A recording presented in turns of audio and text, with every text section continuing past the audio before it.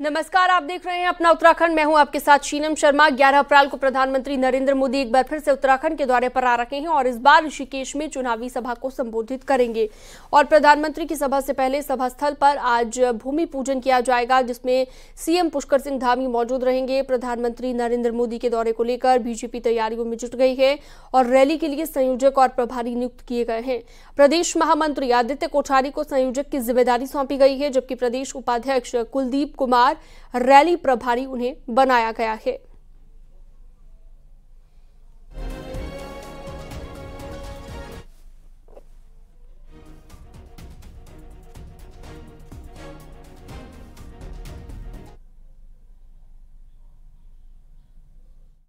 माननीय प्रधानमंत्री जी के आगमन की सूचना आप सबके माध्यम से आज भूमि पूजन यहां पर हो गया है और उनका हमेशा आना हम लोगों के लिए, उत्तराखंड वासियों के लिए एक उत्सव होता है, क्योंकि उनके हृदय में उत्तराखंड बसता है। सब जानते हैं उत्तराखंड से उनको बहुत जुड़ाव है, लगाव है और उनके प्रधानमंत्री बनने के बाद उत्तराखंड राज्य के लिए अनेक योजनाएं यहां पर शुरू हुई हैं। 2 लाख करोड़ से भी ज्यादा की योजनाएं, जिसके बारे में लोग सोचते भी नहीं थे, वो सब काम आज धरातल पर उतर रहे हैं।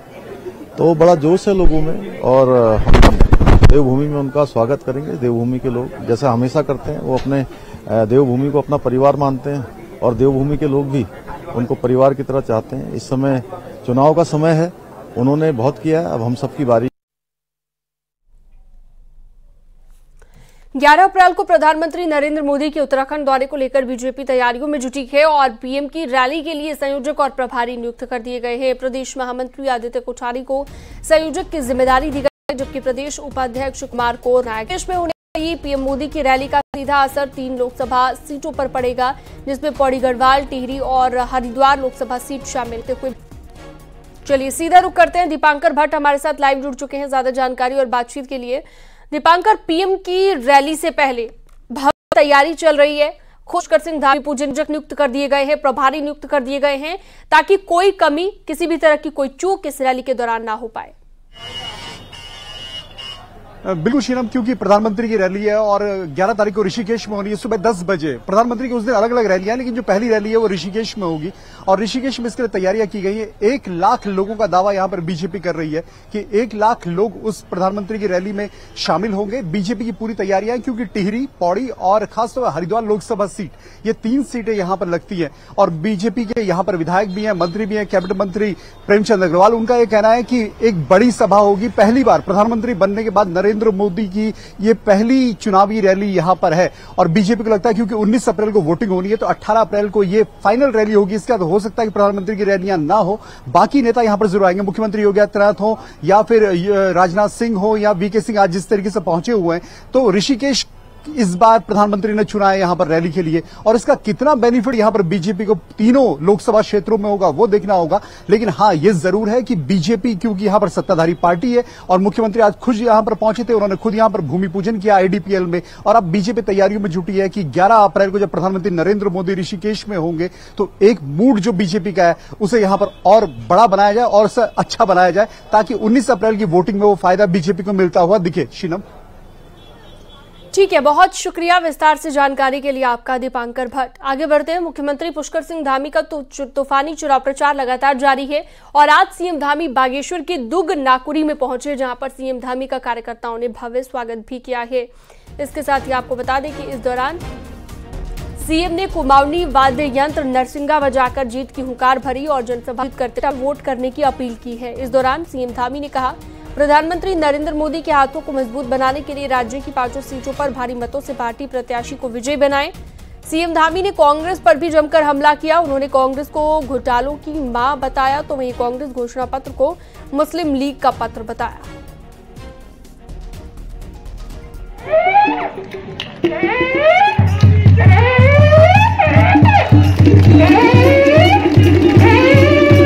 मैं निवेदन करूंगा एक एक पल और एक एक क्षण अपने राज्य को समर्पित किया है। भाइयों बहनों, अनेकों फैसले लिए, आपने देखा होगा बहुत बार कठिन अवसर भी आए, हमारे सामने चुनौतियां भी आई, लेकिन हमने उन चुनौतियों को स्वीकार किया। आपके दम पर कठोर और कठिन फैसले लिए हैं भाइयों बहनों। परिवारवाद और भ्रष्टाचार को बढ़ावा देने वाली अगर कोई पार्टी है भाइयों बहनों तो कांग्रेस पार्टी है। कांग्रेस हमेशा राष्ट्र से ज्यादा तुष्टीकरण और वोट बैंक को प्राथमिकता देती आई है। अभी 2 दिन पहले कांग्रेस का जो घोषणा पत्र जारी हुआ है, जानते हैं उन्होंने क्या लिखा है उसमें? पिछली बार विधानसभा का चुनाव हो रहा था तो कह रहे थे हम यहाँ मुस्लिम यूनिवर्सिटी बनाएंगे, उत्तराखंड में मुस्लिम यूनिवर्सिटी बनाएंगे देवभूमि में, और इस बार कह रहे हैं कि मुस्लिम पर्सनल लॉ और मुस्लिम लीग की जो सोच है उस सोच को हम फिर से जो है देश के अंदर लागू करेंगे अपने घोषणा पत्र में। भाइयों बहनों, ऐसा लगता नहीं कि ये कांग्रेस का घोषणा पत्र है कि मुस्लिम लीग का घोषणा पत्र लगता है, जिनको इतना लंबे समय तक देश पर शासन करने का मौका मिला, आज भी केवल और केवल वोट बैंक की राजनीति करते हैं। कांग्रेस ने तुष्टीकरण के लिए प्रभु श्री राम के अस्तित्व को भी नकारने का काम किया है। बताइए, किया है ना? कई बार उन्होंने राम मंदिर नहीं बनने दिया, राम सेतु को भी काल्पनिक बताते हैं ये लोग।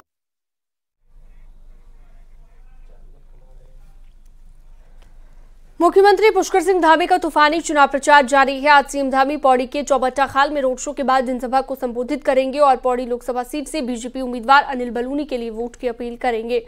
इसके साथ ही मुख्यमंत्री धामी जोईवाला में जनसंपर्क अभियान चलाएंगे।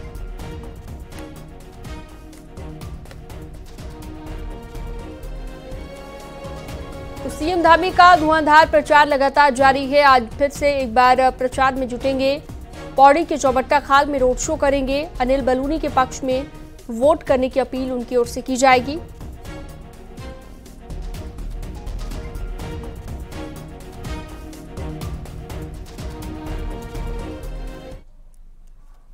बीजेपी के प्रदेश अध्यक्ष महेंद्र भट्ट का इन दिनों एक वीडियो सोशल मीडिया पर वायरल है, जिसमें बीजेपी के प्रदेश अध्यक्ष महेंद्र भट्ट फोन पर किसी से बात करते नजर आ रहे हैं। ये कहते हुए नजर आए कि वो पार्टी से रिजाइन दे और उसके बाद प्रेस कॉन्फ्रेंस कर ये कहे कि प्रधानमंत्री नरेंद्र मोदी की नीतियों से प्रभावित होकर बीजेपी में जा रहे हैं। अब बीजेपी के प्रत्याशियों के लिए काम करूंगा। हालांकि कांग्रेस से जब इस वीडियो को लेकर बात की गई, उनका कहना है कि इस तरह के वीडियो से साफ होता है कि बीजेपी हताश और निराश है। अपनी कमियों को छिपाने के लिए बीजेपी ये सब कर रही है। रिजाइन करते प्रयास करो कि मैं मोदी जी के कार्य प्रभावित होकर मोदी जी के कार्य काम करो, बीजेपी प्रत्याशियों के लिए काम करूंगा। ठीक है जी, रिजाइन करते रिजाइन। भारतीय जनता पार्टी के जो प्रदेश अध्यक्ष हैं उनके इस बयान से स्पष्ट परिलक्षित होता है वो हताश है, निराश है। इस लोकसभा चुनाव में कांग्रेस को जितने झटके लगे उससे उभर पाना कांग्रेस के लिए आसान नहीं होगा। सीनियर लीडरशिप के पार्टी से मोहभंग होने के सीधे जिम्मेदार पूर्व सीएम हरीश रावत और प्रदेश अध्यक्ष करण माहरा को माना जा रहा है। देखिए,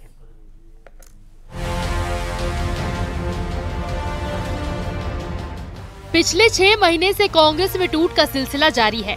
सीनियर नेताओं का एक बड़ा तबका हाथ का साथ छोड़ चुका है। 5 दशक तक कांग्रेस के साथ जुड़े रहने के बाद पूर्व सीएम हरीश रावत के बेहद खास रहे पूर्व मंत्री दिनेश अग्रवाल ने हरीश रावत पर कांग्रेस को खत्म करने का बड़ा आरोप लगाया है। उत्तराखंड के पहले सीएम रहे नित्यानंद स्वामी को हराने वाले दिनेश अग्रवाल बीजेपी का दामन थामने से पहले न्यूज 18 पर पूर्व सीएम हरीश रावत को भर भर कर कोसते नजर आए। तो वहीं दोपहर में जैसे ही बीजेपी ज्वाइन की, उनके सुर हरीश रावत के रिश्ते में साले और पार्टी के प्रदेश अध्यक्ष करण माहरा को लेकर भी मुखर हो गए। मैंने देखा है कि जिस तरह से उत्तराखंड में जिन लोगों को कांग्रेस ने कब से कुछ नेताओं को तो ब्लॉक प्रमुख से बना के और केंद्र तक हर वो पद दिया, जबकि वो बहुत चुनाव भी हारे, सिर्फ प्रधानमंत्री को छोड़ के सारे पद उनको दिए, लेकिन आज उनका दृष्टिकोण क्या है? सिर्फ अपने परिवार तक सीमित है। पिछले दिनों कांग्रेस के विधायक राजेंद्र भंडारी, गंगोत्री से पूर्व विधायक विजयपाल सजवाड़, पुरोला से पूर्व विधायक रहे मालचंद, पौड़ी से चुनाव लड़ चुके मनीष खडूरी, पूर्व विधायक रहे शैलेंद्र रावत समेत कई ऐसे सीनियर नेता हैं जो पार्टी छोड़ चुके हैं और सभी ने नेतृत्व पर ही सवाल उठाए। ऐसे में कांग्रेस का कहना है कि जब महत्वाकांक्षा पूरी नहीं होती तो इल्जाम लगाए जा रहे हैं। अब मुझको तो हंसी आ रही उनकी बात में। जितना सम्मान उनको मिला, 7 बार पार्टी ने टिकट दिया, मेयर का चुनाव लड़ाया। देहरादून जैसे संयुक्त जिले के जिला कांग्रेस कमेटी के अध्यक्ष रहे उत्तर प्रदेश के वक्त पर पार्टी ने मंत्री बनाया, मंडी परिषद का अध्यक्ष बनाया। क्या नहीं दिया पार्टी ने, क्या सम्मान में कमी रहेगी। वैसे 2014 में कांग्रेस मुक्त नारे के साथ बीजेपी लोकसभा चुनाव में उतरी थी, जो 2024 में जिस तरह से कांग्रेस के सीनियर नेता पार्टी छोड़ रहे उसके बाद साकार होता दिख रहा है। ऐसे में जरूरत है कांग्रेस अपनी लीडरशिप पर फिर से आत्ममंथन करे। न्यूज़ 18 के लिए देहरादून से भारती सकलानी उनियाल की रिपोर्ट। गढ़वाल संसदीय सीट से बीजेपी प्रत्याशी अनिल बलूनी आज चौबट्टाखाल में चुनाव प्रचार करेंगे। अनिल बलूनी सीएम धामी के साथ रोड शो करेंगे और जनसभा को भी संबोधित करेंगे। अनिल बलूनी ने रविवार को मलेथा, कीर्तिनगर, डांगचौरा, बड़ियारगढ़, पौड़ीखाल, देवप्रयाग समेत कई जगहों पर जनसंपर्क अभियान चलाया और छोटी छोटी नुक्कड़ सभाएं की। अनिल बलूनी ने कहा कि प्रधानमंत्री नरेंद्र मोदी का गढ़वाल से गहरा लगाव रहा है। ये लगाव उनके पीएम बनने से पहले भी रहा। उन्होंने लोगों से अपील की 19 अप्रैल को घंटाकर्ण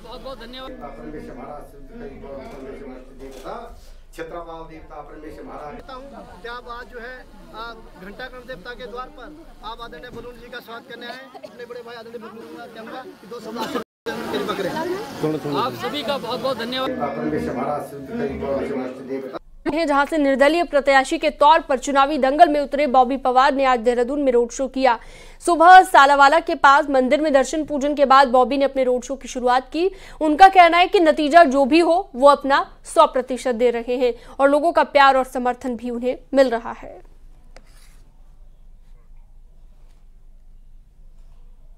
हम पूरी तरीके से तैयार हैं और इस चुनाव में मजबूती से खड़े हैं। जिस प्रकार का प्यार पहाड़ से लेकर मैदान तक हमारी जनता जनार्दन का मिल रहा है, कहीं ना कहीं लग रहा है कि वास्तव में जनता बदलाव का मन बना चुकी।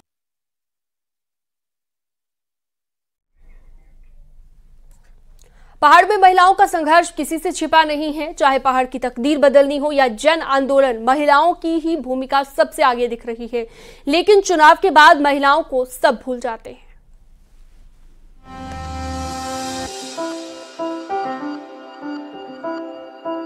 सत्ता बदलने का दम रखने वाली यही महिलाएं फिर चुनाव में याद आ रही हैं। पहाड़ के संघर्ष से लेकर गांव घर की रसोई की भागीदार इन महिलाओं पर लोकसभा चुनाव में राजनेता डोरे डाल रहे हैं। लोकसभा चुनाव में यही आधी आबादी पर बीजेपी की नजरें हैं, तो कांग्रेस भी इनको अपने पक्ष में करने में जुटी है। वहीं निर्दलीय जितनी भी योजनाएं हैं उससे हमारी महिलाएं प्रभावित है। चाहे हमारा राशन है, अंत्योदय, हमारे जितने भी राशन कार्ड हैं, और चाहे हमारी आप देखिए महिलाओं को 5 लाख तक का हम लोगों का एक योजना चलाई है माननीय मुख्यमंत्री जी ने। दरअसल पहाड़ की महिलाओं का खेतीबाड़ी से लेकर घर चलाने और राजनीतिक क्षेत्र में भी दबदबा रहा है। चिपको आंदोलन हो, चाहे शराबबंदी के लिए नशा नहीं रोजगार दो आंदोलन, या फिर उत्तराखंड राज्य की मांग को लेकर आंदोलन, सभी में इन महिलाओं की भूमिका बड़ी रही है। नैनीताल लोकसभा सीट पर तो 10,57,189 पुरुषों के मुकाबले 9,69,194 महिला वोटर हैं। लेकिन वोट के वक्त याद आने वाली ये महिलाएं चुनाव बाद फिर हाशिए पर चली जाती हैं। हमारा जो तंत्र है या जो व्यवस्था है, जो पितृसत्तात्मक हमारा समाज है, वो हर जगह हावी है। चाहे वो राजनीति हो, चाहे या हमारा सामाजिक परिवेश हो, तो वो आसानी से इस बात को स्वीकार नहीं कर पाते हैं कि महिलाएं जो है अग्रणी भूमिका में रहें। पहाड़ के जल जमीन जंगल पर महिलाएं शुरू से लड़ाई करते आई हैं। आज से नहीं, जब से चिपको आंदोलन चला था, चिपको आंदोलन से शराबबंदी आंदोलन चला, महिलाएं हमेशा ही अपने मुद्दों की बात करते हैं, लेकिन सरकार अनसुनी करती है। बहरहाल महिलाओं की बातें चुनाव में तो हो रही है, लेकिन चुनाव के बाद पहाड़ का ही संघर्ष इनकी किस्मत में रह जाता है। न्यूज़ 18 के लिए नैनीताल से वीरेंद्र बिष्ट की रिपोर्ट।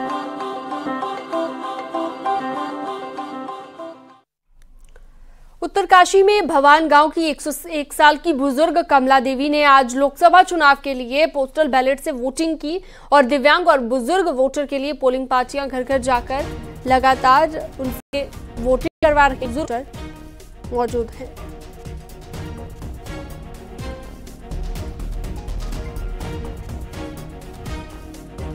लोकसभा चुनाव की पार्टी मेरे घर पर मेरी माताजी का मतदान लेने आई थी और मेरी माताजी को इस समय 100 से एवं 101 साल की हो गई हैं और मतदान शांतिपूर्ण रहा। मैं सारे देश। अल्मोड़ा जिले की 6 विधानसभाओं के लिए आज पोलिंग पार्टियां रवाना हो गई हैं और 378 दिव्यांग और 1637 बुजुर्गों को घर पर ही वोट करने की सुविधा मिल पाएगी। जिले में घर घर जाकर पोलिंग पार्टियां वोटिंग पाएंगी। को हमने प्रस्थान करा दिया है और जो भी टीम जा रही है वो घर घर पे जाके मतदान करेगी। इसके लिए पूरे अरेंजमेंट किए गए हैं। हर टीम के साथ सुरक्षाकर्मी हैं, उनके साथ माइक्रो ऑब्जर्वर भी तैनात किए गए हैं। ज़्यादातर टीमों को हमने प्रस्थान करा दिया है और जो भी टीम जा रही है वो घर घर पे जाके मतदान करेगी। इसके लिए पूरे अरेंजमेंट किए गए हैं। हर टीम के साथ सुरक्षाकर्मी हैं, उनके साथ माइक्रो ऑब्जर्वर भी तैनात किए गए हैं।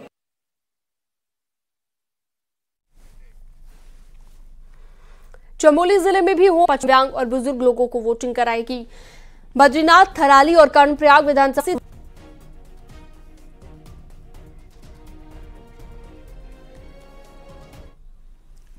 और